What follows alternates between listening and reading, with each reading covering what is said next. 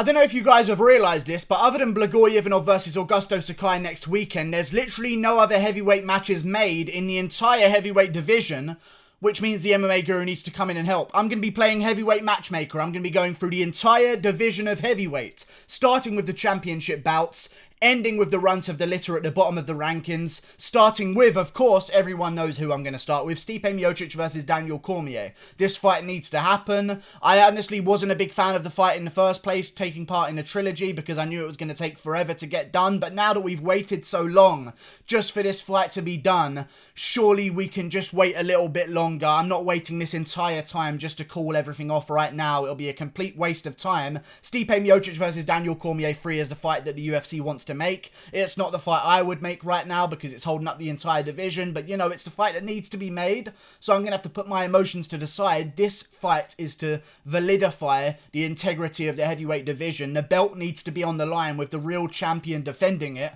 Stipe Miocic versus Daniel Cormier 3 needs to happen. We need to move on with the division. That fight needs to happen. Let's move on with the rest of the fucking division though, because I'm done talking about Stipe versus DC3. Moving on. Francis Ngannou.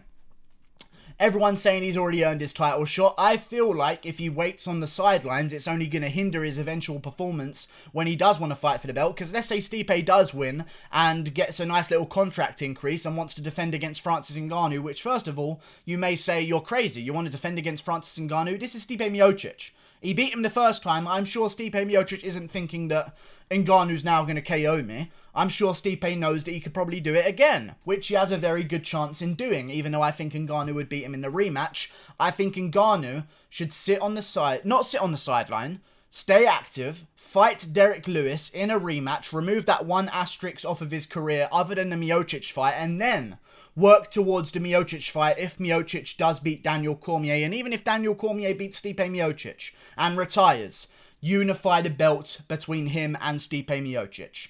That Stipe Miocic fight is going to be there regardless of what happens in Stipe versus DC3, unless Stipe Miocic retires. Right now, you've got a chance to right the wrong of the Derek Lewis fight and have a rematch.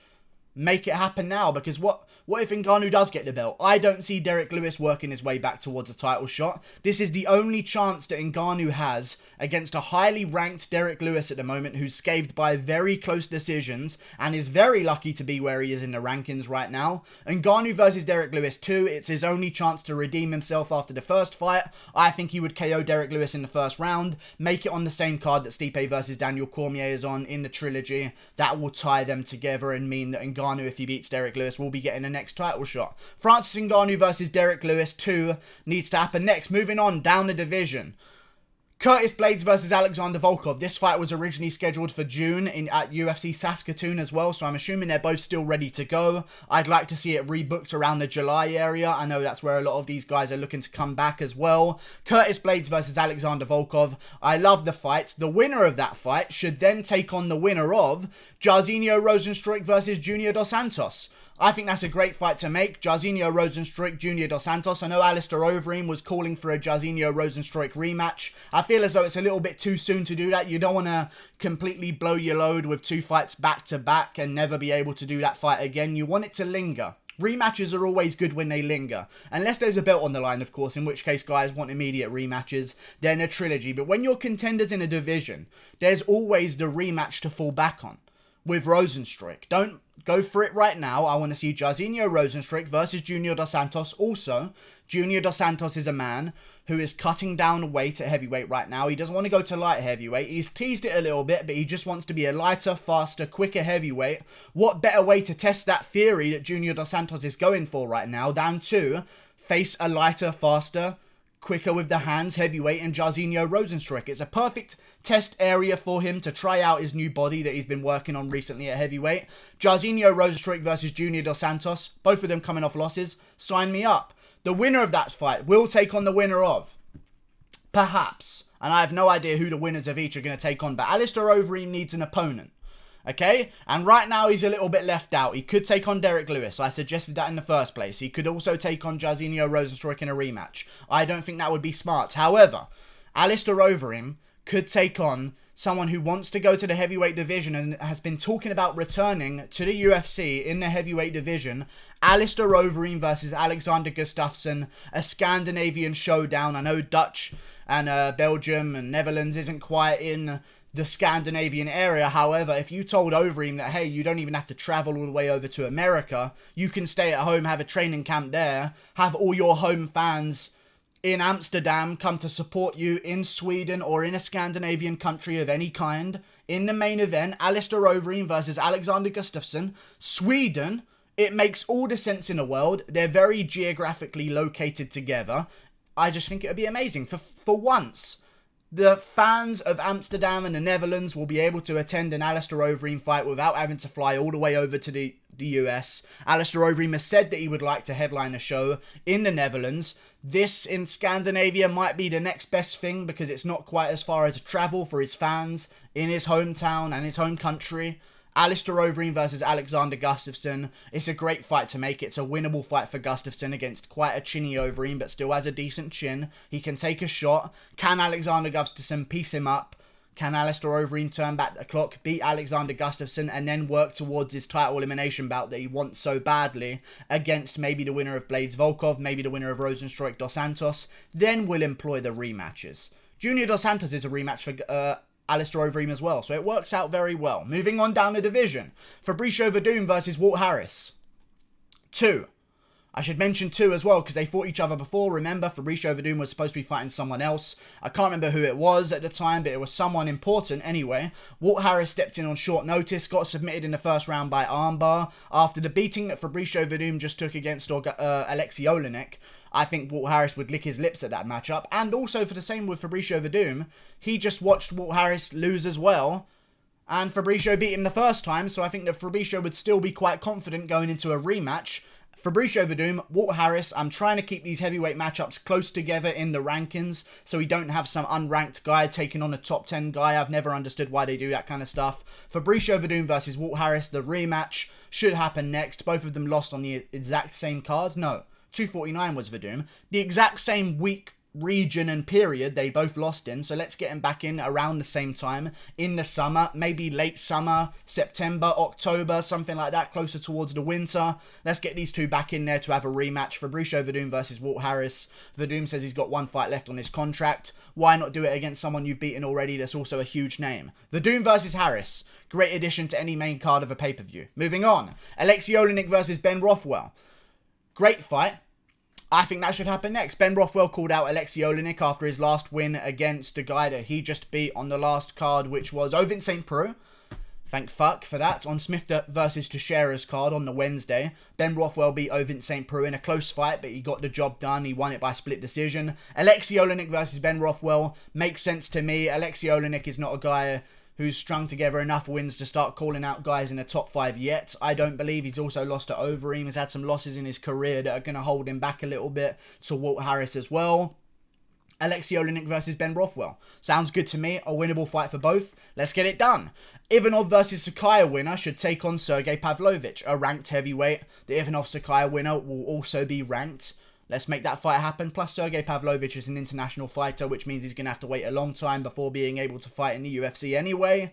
Which means that if the winner of Ivanov-Sakaya does want to take him on, they're going to want a bit of a layoff as well. So their schedules match up very well. So Ivanov-Sakaya winner should take on Sergey Pavlovich. Then the winner of that one can start calling for top 10 guys. Maybe the winner of Werdum versus Harris. Who knows? That'd be a good fight. I wouldn't mind seeing some shit like that. Maybe Augusto Sakai versus Werdum comes out of it all. Maybe Walt Harris versus Sakai. Maybe Walt Harris versus Ivanov. All are great fights. Walt Harris versus Sergey Pavlovich. Another great fight. There's good ones to be made. Shamil Abdurakhimov versus Ilir Latifi. Both guys coming off losses. Both guys in the heavyweight division. I don't know what else they could have in common. Both guys like to grapple as well, so that could be something that they would look forward to. I know that Shamil Abdurakhimov probably thinks he can out-grapple Ilir Latifi. Ilir Latifi probably thinks the same thing about Shamil, because Shamil was dominated by Curtis Blades. I think that's a great fight to make if Ilir Latifi is planning on staying at heavyweight. He's going to want a ranked opponent. Some people argue that he actually beat Derek Lewis. I thought that Derek Lewis could have done enough. I think that's as real as a split decision as it gets, to be honest with you. I can see an argument for either guy. A lot of guys thought Latifi got the job done.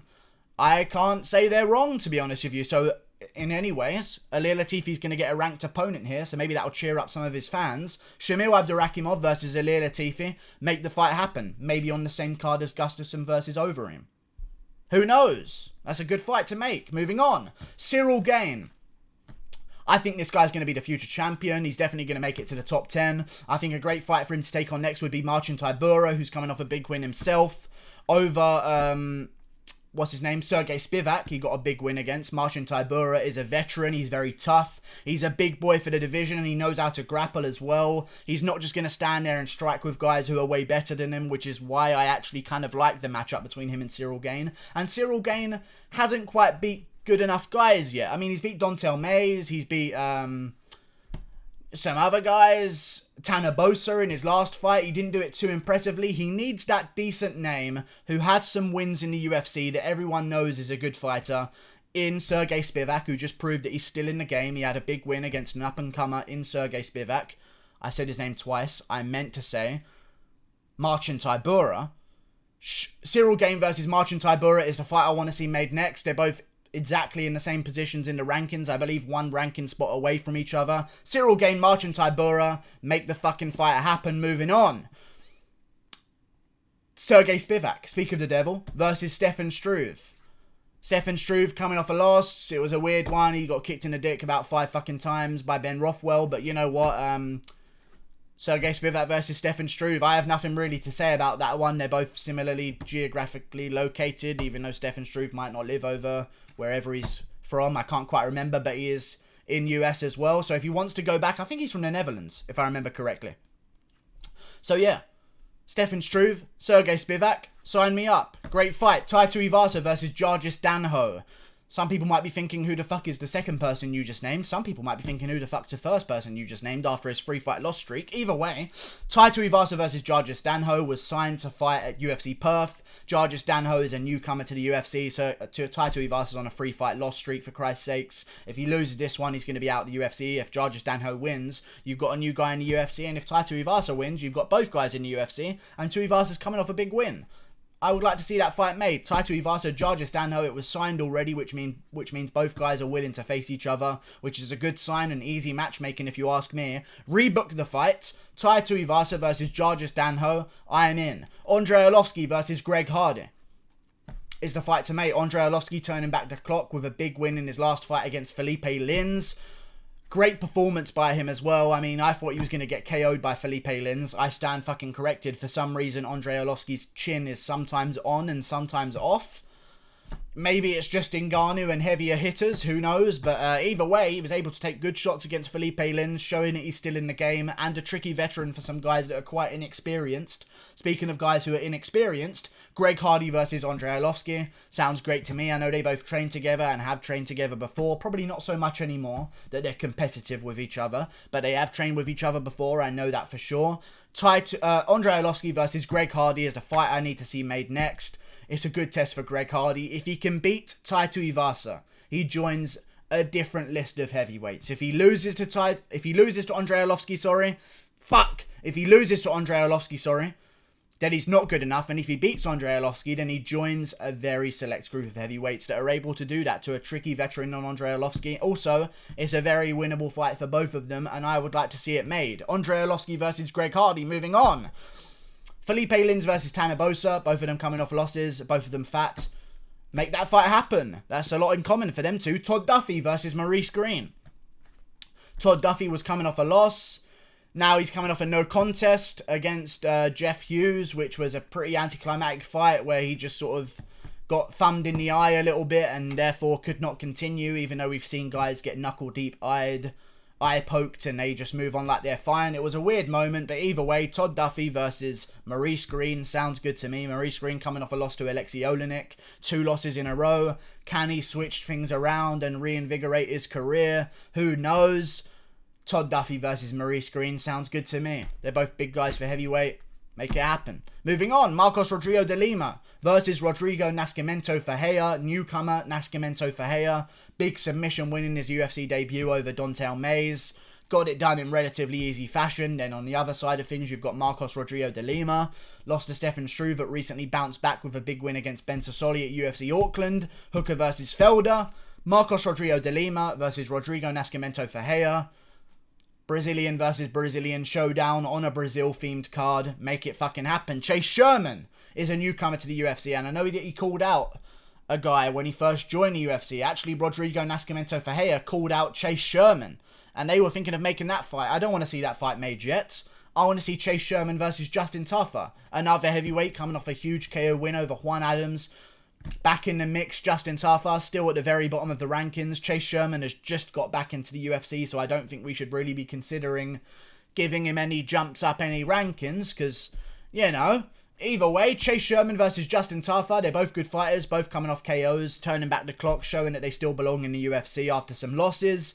Chase Sherman versus Justin Taffa makes sense to me. Moving on, Rafael Pessoa versus Tom Aspinall. Rafael Pessoa, 9-1.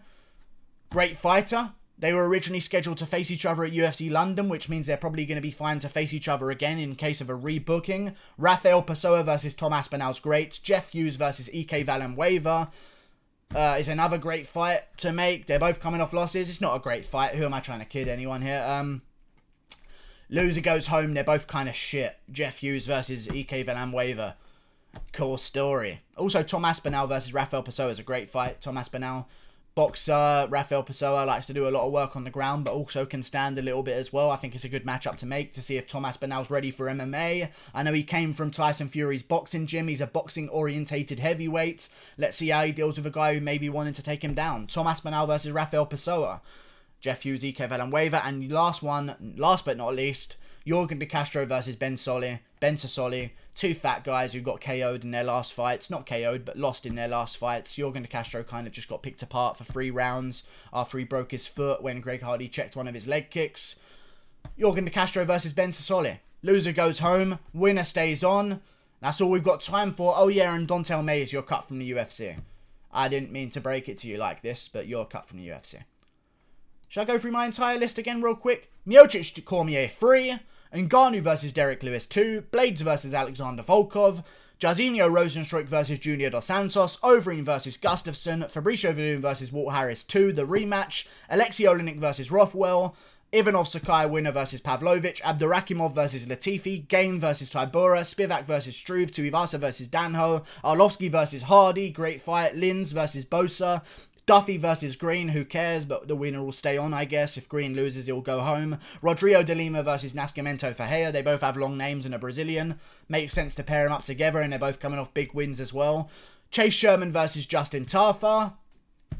Great fight. Rafael Pessoa versus Tom Aspinall. Great fight. Jeff Hughes versus EK Villanueva. Loser goes home. Winner stays on in the UFC and faces the winner of Yorgan De Castro versus Ben Sassoli. Also in a loser goes home situation. Winner stays in the UFC. Are we about done? I swear I should start getting paid for this, because I'm sure that Sean Shelby's going to be watching this and following my exact call, because I don't see a better way of matching up the heavyweight division other than the one I've just listed out to you right now. I hope they haven't announced any heavyweight bouts before this video comes out, in which case I'm fucked. Like and subscribe. Thank you for watching. Goodbye. Click that button there as well, because it'd be funny. It'd be really funny, and it'd make me laugh. So do it, or there will be consequences.